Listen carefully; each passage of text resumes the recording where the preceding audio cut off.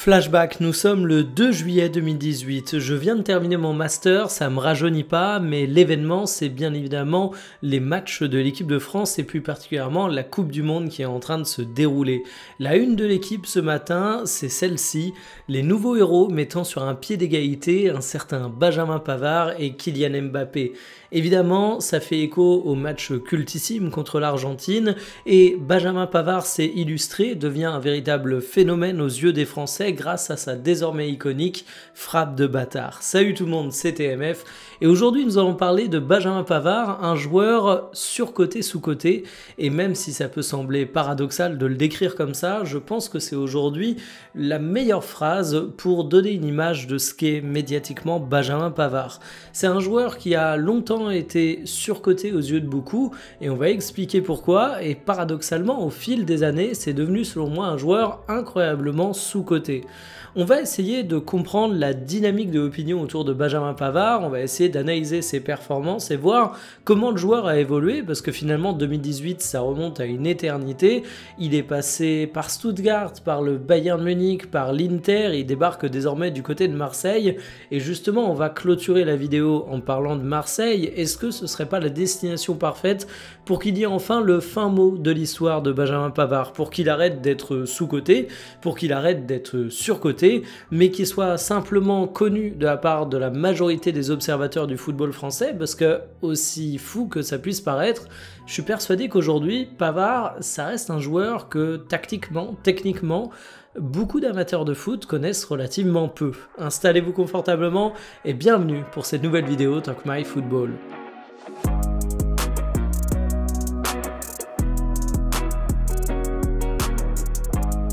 Pour parler de Pavard surcoté, il faut évidemment revenir à cette fameuse frappe de bâtard qui en a fait un véritable phénomène de société. Et vous savez comment ça se passe, on dit qu'en France on adore brûler nos idoles, mais je pense que c'est pareil dans tous les pays du monde, et de manière générale, quand quelque chose devient trop populaire, on peut assez vite se mettre en opposition, d'autant plus quand on est un connaisseur précis du domaine. Et justement, les connaisseurs du ballon rond, on leur a fait pas à eux, ils savent que derrière la frappe de bâtard, face à l'Argentine, il y a en réalité un match de Benjamin Pavard qui peut amener des commentaires qui vont dans plusieurs sens. Il a raté des choses au cours de cette rencontre et quand on voit qu'il est présenté comme le nouveau héros avec Kylian Mbappé placé sur le même seuil, eh bien on a de quoi être un petit peu sceptique. Et en fait, Benjamin Pavard, c'est devenu plus rapidement un phénomène de société pour le football français parce que c'est un des joueurs à qui on doit la Coupe du Monde, que c'est devenu un joueur absolument incontestable aux yeux des connaisseurs de foot. Et ça, c'est sans doute ce qui a fait que le joueur a rapidement été surcoté aux yeux de beaucoup. Pavard a joui d'une telle popularité, il ressortait tellement dans les débats que vous pouviez avoir avec votre tonton qui regarde jamais le foot mais qui a maté l'équipe de France, que beaucoup se sentaient obligés de dire: il s'agit de doser un petit peu sur Benjamin Pavard, c'est quand même pas non plus un crack générationnel qui est en train d'apparaître avec l'équipe de France. En plus, Pavard, il est pas aidé par un truc, c'est que c'est un joueur qui est incroyablement méconnu en France. Et c'est ça sans doute qui a fait que son image a été aussi difficile à situer. Alors évidemment, il vient du championnat français, il a été formé au LOSC, il y a même disputé des matchs professionnels, contrairement à certains jeunes éléments qui partent très tôt sans même jouer avec leur club formateur, mais il n'a jamais eu l'occasion de faire 2-3 saisons pleines avec le LOSC. Et en plus, il part du côté de Stuttgart, et c'est quand même un club différent de celui de Raphaël Varane par exemple.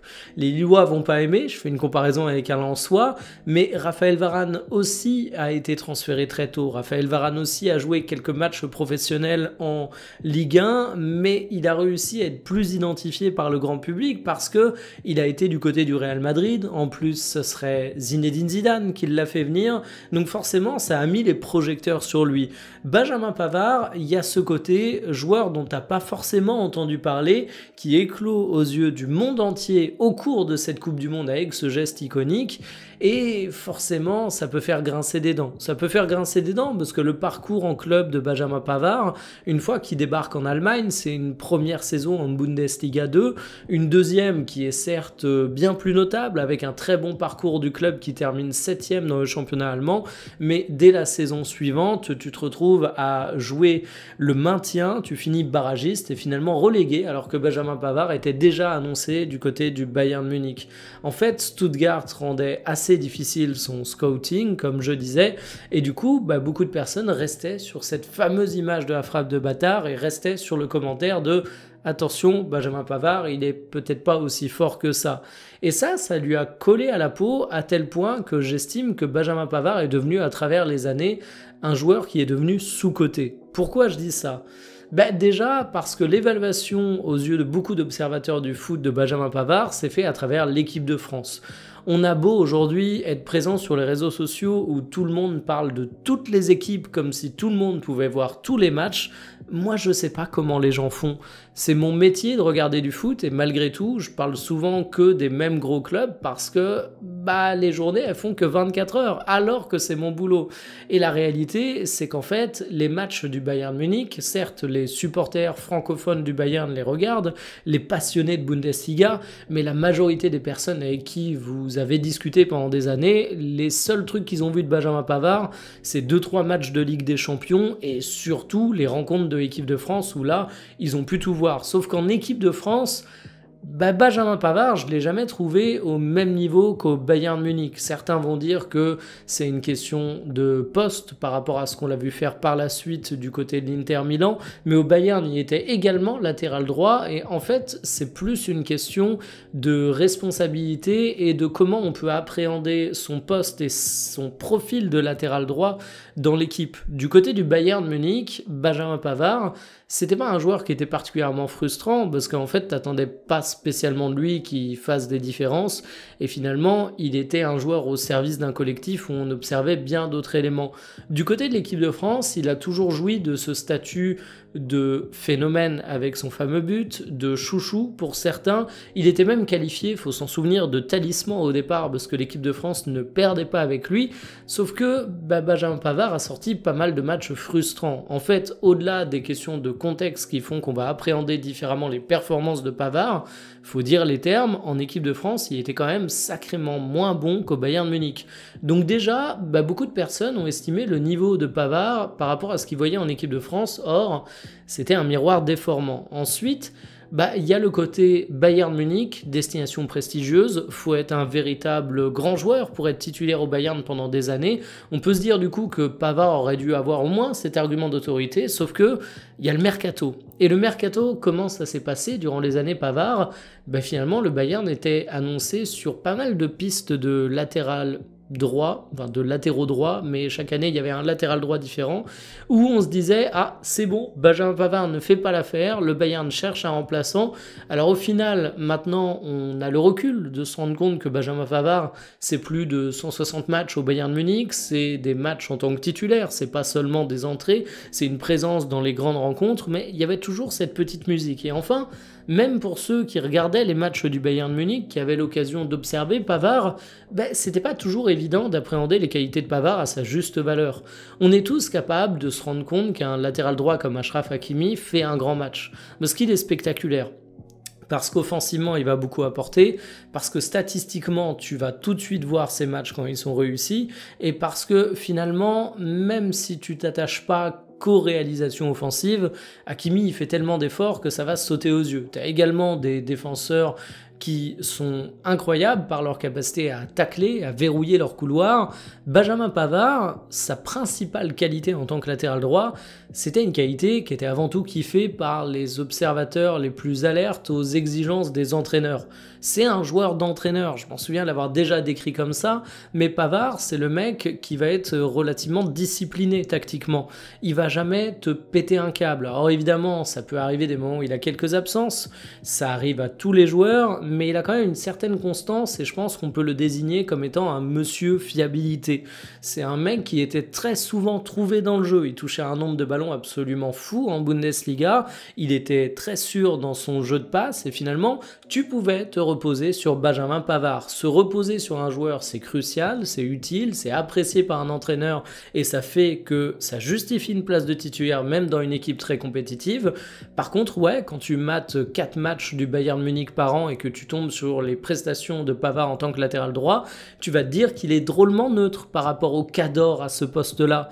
Tu vas penser à certains matchs spectaculaires de latéraux comme Marcelo, comme Carvajal durant leurs meilleures années. Tu vas comparer ça à Pavard et tu vas dire ouch, c'est pas le même football, mais le truc c'est que c'est même pas le même profil.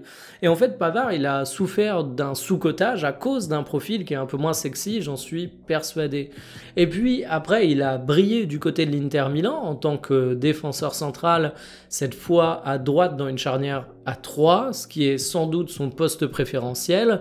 Mais le problème, c'est que si je disais que les observateurs du foot regardent pas forcément tous les matchs du Bayern Munich, qu'est-ce qu'on doit dire sur l'Inter et sur la Serie A? Même moi qui est disposé à payer absolument tous les abonnements parce qu'encore une fois c'est mon métier, je me suis retrouvé durant une période où le constat c'était que la Serie A elle n'était pas diffusée en France, donc j'étais obligé d'aller sur des streams pourris alors que je demandais que ça, donner mon argent. Et même sans parler de ces problématiques de diffusion qui ont été un épiphénomène, oui, des Français qui matent l'Inter Milan tous les matins, il n'y en a pas forcément beaucoup, c'est pas le championnat qui est le plus hypé, et en fait, Benjamin Pavard, au moment où il est redevenu bon, paradoxalement, on l'a moins vu en équipe de France. Il y a eu la montée de Jules Koundé à son poste, il n'y a pas de système à 3 centraux en équipe de France, et finalement la bascule s'est fait assez brutalement, donc Pavard s'est retrouvé dénué d'exposition médiatique. Ce qui fait que Pavard, quand il a été bon de façon incontestable à l'Inter, il était plus observé. C'était un peu moins bon au cours de la saison précédente, mais c'est pour chipoter. Et quand il était du côté du Bayern Munich, il a souvent été incompris. Et c'est là qu'on en arrive à Marseille. C'est là où je trouve la question marseillaise extrêmement intéressante parce que Marseille offre une exposition médiatique XXL en France. Justement, Benjamin Pavard, qui a souvent été un joueur incompris, qui a souvent été un joueur qui souffrait d'idées reçues, là, vous inquiétez pas que chacune de ces minutes de jeu vont être décortiquées par les Marseillais, bien évidemment, qui sont très nombreux en France, les supporters marseillais, j'entends, mais également par tous les médias, parce qu'on parle d'un joueur qui a été important pour l'équipe de France, qui a toujours été clivant, qui fait toujours parler, qui débarque à Marseille, qui est un club qui a un peu les mêmes caractéristiques. Donc c'est fini les raccourcis sur Benjamin Pavard, cette fois on va pouvoir le juger. Mais ce qui est hyper intéressant, c'est que Marseille, il offre un contexte qui est parfait pour pouvoir jauger un joueur. C'est une équipe qui est compétitive, qui va disputer la Champions League, qui vise les meilleures places dans le championnat français, mais c'est également une équipe qui propose une grande concurrence à Benjamin Pavard. On verra comment De Zerbi articule son équipe sur le long terme, parce qu'il a le temps de changer d'avis. Est-ce qu'il y aura une charnière à 2? Est-ce qu'il y aura une charnière à 3? Quid de la concurrence? Balerdi, Aguerd, etc. Ça fait quand même pas mal de beaux noms du côté de l'Olympique de Marseille, donc je suis pressé de voir Benjamin Pavard là-dedans. Et puis surtout, Benjamin Pavard, c'est un joueur qui approche doucement mais sûrement de la trentaine, c'est un joueur qui est perçu comme expérimenté et à raison, parce que quand tu débarques à Marseille et que tu as un CV qui est fait de l'Inter, qui est fait du Bayern Munich, où tu es champion du monde, où tu as disputé un nombre incalculable de grands matchs de Ligue des Champions, il y a des attentes autour de toi. Donc en fait, Benjamin Pavard, il vient non pas comme le joueur qui a été le phénomène en 2018 à l'OM, il vient comme un joueur qui suscite des attentes légitimes par rapport cette fois à sa carrière en club. Et c'est ça que je trouve cool, et c'est pour ça que je suis extrêmement content de la signature de Pavard à Marseille. Déjà, en tant que suiveur du football français, je suis content parce que je me dis, ça bosse bien à l'OM, c'est un sacré recrutement, ça va renforcer l'équipe, et moi j'ai envie de voir Marseille briller en Europe. Et puis aussi, on va enfin pouvoir voir semaine après semaine comment va s'articuler l'opinion autour de Benjamin Pavard. Et si je disais en introduction de la vidéo que surcoté, sous-coté, c'est pour moi la meilleure définition qu'on peut faire du joueur, aussi paradoxal que ça puisse paraître, je pense que cette définition elle va légèrement être modifiée au cours des prochaines semaines, au cours des prochains mois, et on va en avoir une idée un peu plus juste. Désormais, reste à voir si ce sera une réussite ou pas. Au-delà du talent du joueur, on sait qu'à Marseille, tout peut aller très vite. On sait qu'avec Roberto De Zerbi également, Donc affaire à suivre, mais je me suis dit que c'était l'occasion parfaite de faire le point sur Pavard, qui fait bien ce week-end de reprise footballistique, Marseille ce soir. Moi je vous dis à lundi, salut.